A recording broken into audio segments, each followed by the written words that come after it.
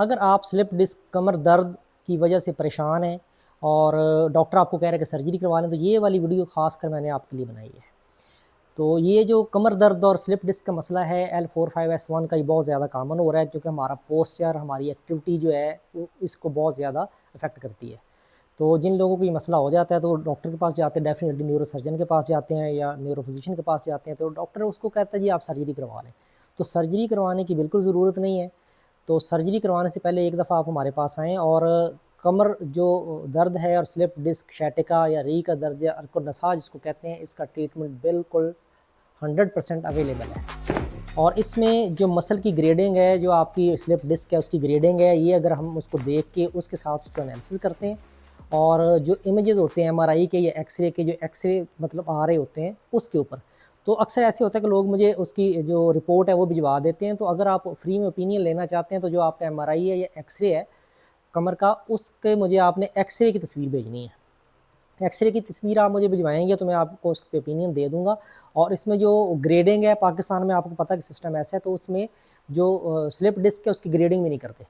तो इसकी different grading होती है। तो जो इनिशियल ग्रेडिंग है 1, 2, 3 तक, तो उसमें तो ट्रीटमेंट पॉसिबल है। और आसान अल्फाज में मैं अगर आपको बताऊँ कि अगर आपका पाँव सुन्न कभी होता है, कभी ठीक हो जाता है। अगर आपको कमर दर्द कभी होता है, कभी बेहतर रहता है। और एक पट्टी है जो कमर की, ये वाली जो कमर की पट्टी है, यहाँ पे तो दर्द होता है और ये बहुत कॉमन है, ठीक है। और बाज़ औक़ात ऐसे होता है, पेशेंट आते हैं कहते हैं जी मैं बैठता हूँ तो उठते हुए मसला होता है, तो ये पट्ठों का कड़ाव हो रहा होता है। तो इसका ट्रीटमेंट हमारे पास मौजूद है।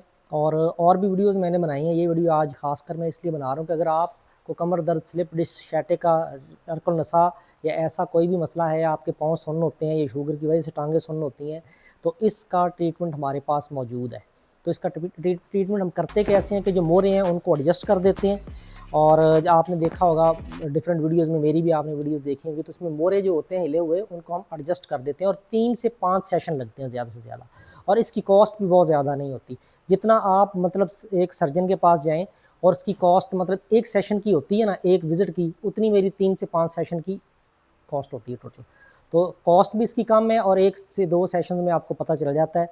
और जो लोग ये वीडियो देख रहे हैं, बहुत दूर-दूर से भी आते हैं लोग, तो आप अगर इस मसले से दो-चार हैं तो आपने देखना है। और इसको चेक करने का तरीका भी मैंने अपनी वीडियोज़ में बताया है, वो जो शैटिका वाली प्लेलिस्ट है उसमें आप देखेंगे, तो उसमें सारी डिटेल मैंने बताई हुई है।